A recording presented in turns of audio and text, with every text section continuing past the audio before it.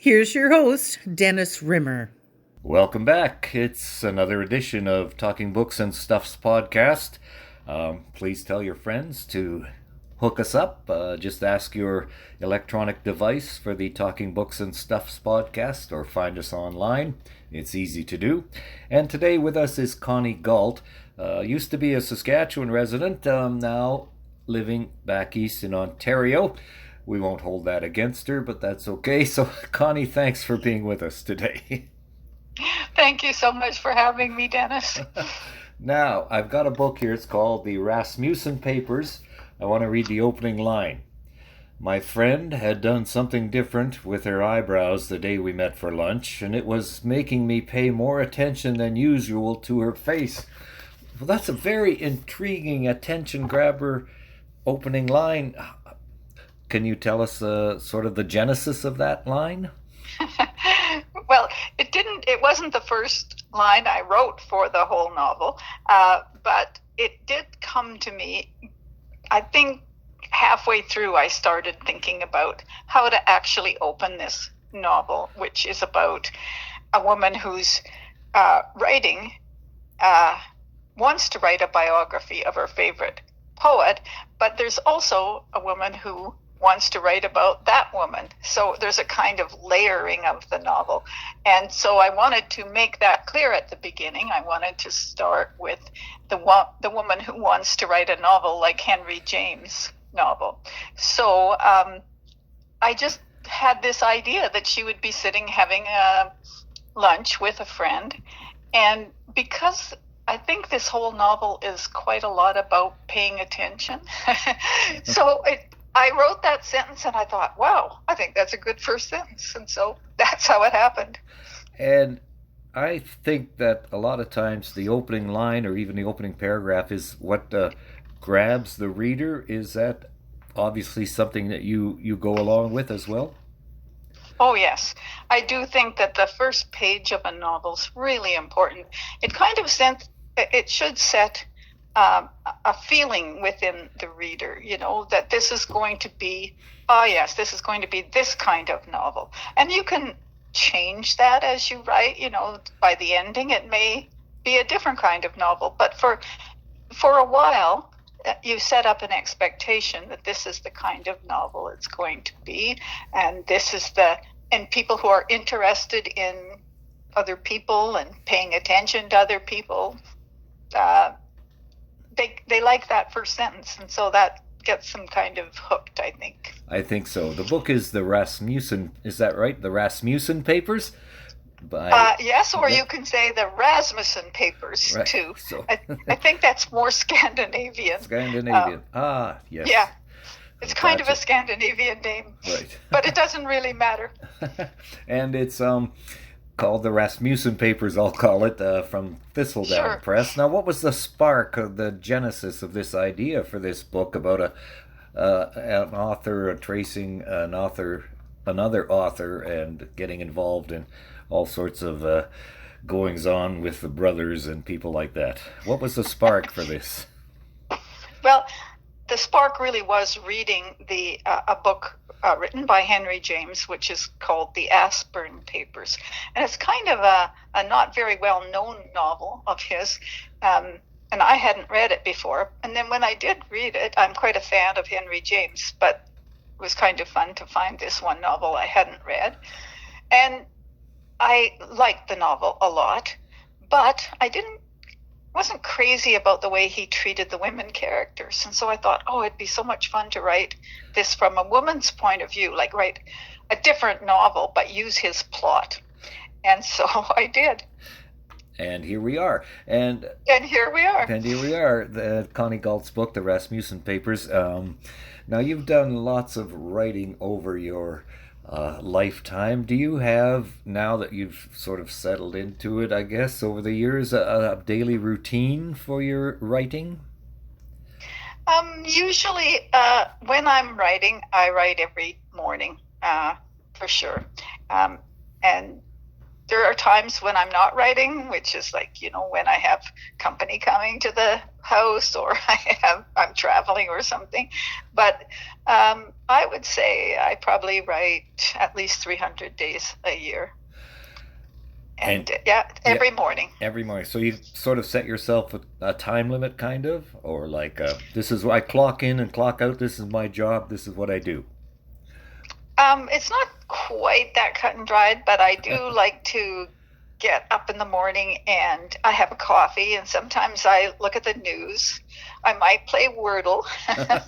Usually I'll do that, and that'll get me kind of into a groove of words, thinking about words. And then I just sit down at my laptop and go to work. And I don't have any time limit. I just work as long as I can, and sometimes too long, and then my back starts to ache, so I have to get up and move around. Okay. And you've written for, according to my information, the stage, radio, film, print. Is there any of them that you like better than others, or is it all equally challenging? Well, they're all equally challenging, that's for sure. But I actually really like writing novels. I find that short stories are hard. They're not easy to get right. A novel's more forgiving, even though when you start page 1, you think, oh, how can I ever get through all these words that have to come. But in fact, it is it's challenging in a different way, because there's a lot of complexity to a novel. But I still think it's probably my best genre. Now you've got a number of books. We'll talk about novels under your belt. Euphoria, Beauty, and Lots of Praise. What's it like to be an award-winning author? Well, it's really nice to win any kind of awards. It's nice for your ego. Feel like you got a little pat on the back. Right. But really, the main thing about awards is they do get some more attention for a book. And it's so hard right now. There's so many books published, and many of them are great big blockbusters, by American writers or some from other places. So here in Canada, a book published by a small press by some lady from Saskatchewan is not likely to get a lot of notice unless some awards come along. Yep. Then people pay attention. It's nice to have, but then it's like, what have you written for us lately, kind of, after that, right? Yeah. Yeah. So you've been writing for a number of years. What started your writing journey? What sort of kicked it off? Oh, just reading, from the time I was really just a little kid. As soon as I could read, I thought I could probably write those books that I was reading, all the, Honey Bunch books and the Hardy Boys and Nancy Drew and all kinds of books. And I thought, oh, I'd like to write those, but I didn't really realize that they were written by, in fact, I don't think they were actually written by real people. I think there was a conglomerate that wrote some of those books because they were pretty formulaic. Yep. But when I found out that people actually wrote books, I still thought it wasn't people like me, Yeah. because then I started taking classes after I had my 2 sons. I started taking night classes at the University of Regina, and I met some other people who actually said, oh, are you a writer? Do you write too? And I thought, oh my goodness, do I look like one? Maybe I am. And in fact, the Rasmussen Papers is dedicated to Joan Givner, who used to teach at the University of Regina. She taught English literature and American literature and women's lit, and she was a real a person who really acted like, it's no big deal to be a writer. Why don't you just write? And that was the best thing for me. Now, as a writer, what joy do you get out of it? Because it's not an easy job. It's a lot of work. You have to, and concentration. I think concentration is the big deal. You really have to be able to do that. Work past distractions and disappointments and everything. You have to keep yourself going. So some discipline's necessary, but the joy, I don't know, I just love making something out of words. So I think it's like any crafts person who makes anything, woodwork, for example. One of my brothers just loved doing woodwork, and he had a big garage full of tools, and it would get him, so he would concentrate so much on what he was doing and get so much pleasure out of making something out of nothing. And I think that's just the same with writing. We've been watching that series The Bear lately, and I kind of look at it as sort of the same. The chefs get joy out of creating something that then is destroyed within minutes. So that's right. I love that series. Yeah. The good thing about books, or any kind of thing that is in print or on the stage, is that it's there forever. So that's it is a little bit longer lasting. Longer lasting, but then that's what there's some sort of, I don't know, I'm not trying to get religious because I know nothing about it, a Zen sort of principle where you create something and the joy is in creating, and then you destroy it right away, and then you do another sand painting or something, and I think the joy really is in the creating. I totally agree with that. So back to the Rasmussen papers for a moment. Like you said, the narrator doesn't have a name. Is there a reason for that? Because most books obviously have a narrator. Even if he doesn't or she doesn't introduce herself or himself, they get introduced during the book somewhere. But yours doesn't have one at all. Is that just because, or was there kind of something behind in your mind for that reason, for that idea? Well, it probably started out because the narrator of the Aspirin Papers, Henry James' book, does not have a name given, and so I probably didn't. I kind of was going on that premise, but my main character at one point decides to lie, and she gives her mother's name instead of her own when she's asked. And I just really like that idea that she would do that. And I don't know, as I got more and more involved with the character, I just didn't want to name her. So, names really define people, right? We have a name like my name, Connie, so many Connies from the 50s, not so many since, Right. Yes. So even just by time zone, your name will define you to a certain extent. And I just didn't want her to have that, that limitation of a name. Yes, that's right. The names from our generation are disappearing. Like you say, there's no Connies or Dennises or Davids anymore, It's all... I think they're going to come back, though. Oh, they come and go. They'll come back probably in another 10, 20 years. Oh yeah, when we're long gone, because there's names like after we've gone. Names like Myrtle and those kind of things. They haven't returned, thank goodness. I don't. Although I have what is it? My Millie. Millie has become quite popular. Oh, Millie, yep, and Molly too, yep, because. Yeah, Molly and they're getting old. Yeah, they're kind of older ones. They come in fads because I know a lot of, not a lot of people, but, born in the late 40s, early 50s. There's a number of Dennises, and of course we always get the, Dennis the Menace routine. I wish that cartoon had never been invented. I bet you do. So, you've done some teaching in your career, is that true?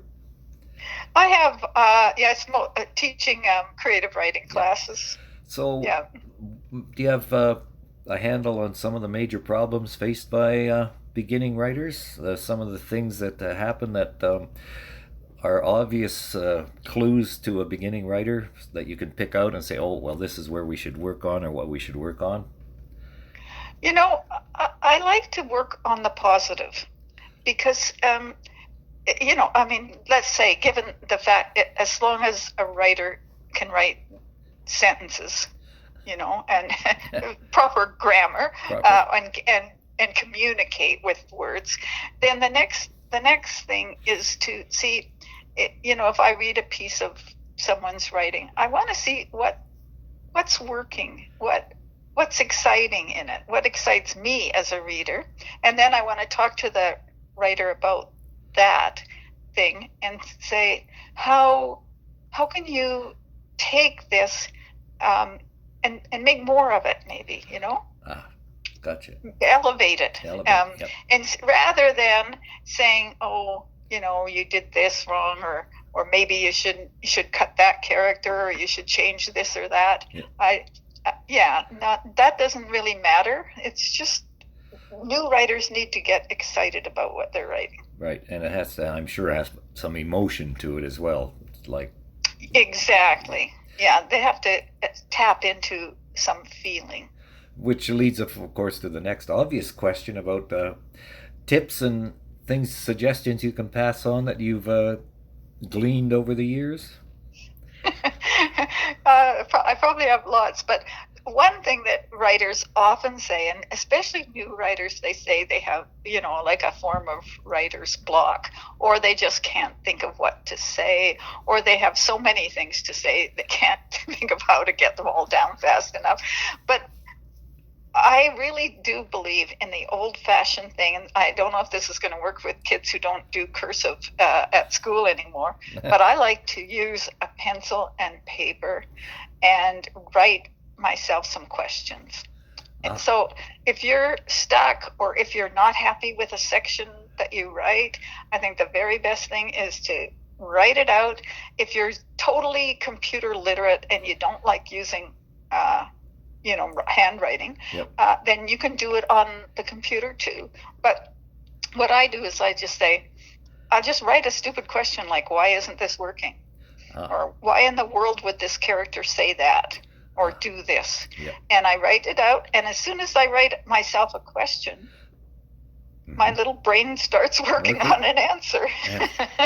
And I find that works. And one thing leads to another, and before you know it, you've got something on paper and you go, wow, where did that come from? Yeah, exactly. Not that I've ever done that, because I can't write my way out of a paper bag, but that's fine. My joy is in talking to people such as you and getting your story out there and hoping that inspires others to do the same thing.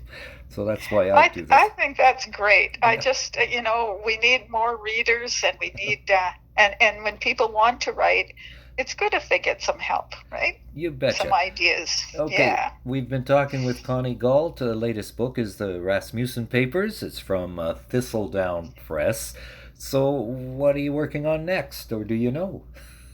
Oh, I've almost finished a novel. The next one. Yeah, it's just about done. I'm just fixing it. Sometimes when you write a novel, when you get to the end, you discover some more interesting wrinkles that you could use.